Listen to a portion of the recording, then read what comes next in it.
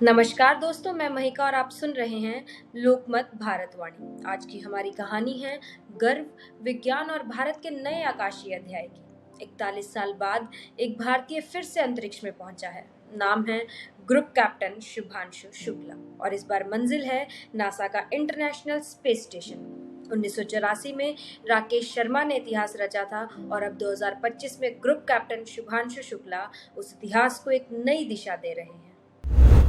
बुधवार को भारत समय अनुसार दोपहर 12:01 पर एक्सियोम 4 मिशन ने फ्लोरिडा से उड़ान भरी और इसी में सवार थे हमारे शुभांशु जी, भारतीय वायुसेना के जाबाज पायलट जो अब अंतरिक्ष के पायलट बन चुके हैं। उड़ान के कुछ ही मिनटों बाद उन्होंने जमीन से जुड़ी आवाज में कहा, हम 41 साल बाद फिर से अंतरिक्ष में हैं। ये सिर्फ मेरी यात्रा नहीं, ये भारत की मानव अंतरिक्ष उड़ान का आरंभ है।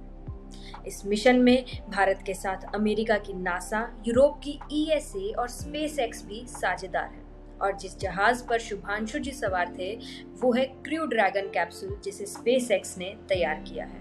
और इस बार भारत ने सिर्फ टिकट नहीं खरीदा है, इसरो ने इस यात्रा को विज्ञान की प्रयोगशाला में बदल दिया है। 2 हफ्तों तक शुभांशु शुक्ला ISS पर 60 वैज्ञानिक प्रयोगों में हिस्सा लेंगे, जिनमें 7 प्रयोग भारत के हैं। तो चलिए जानते हैं भारत वहां क्या कर रहा है।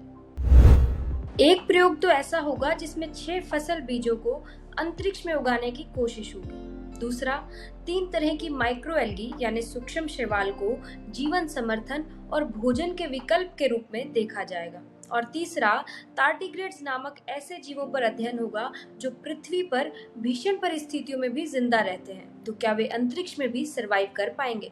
एक प्रयोग इंसानी मांसपेशियों के अंतरिक्ष में कमजोर होने पर है, तो दूसरा माइक्रोग्रेविटी में स्क्रीन देखने के प्रभाव पर, यानी अंतरिक्ष का असर शरीर और दिमाग दोनों पर। इसरो ने इस मिशन पर 5 अरब रुपए खर्च किए हैं और इसी के जरिए भविष्य की 2 बड़ी योजनाएं भी पक्की हो रही हैं।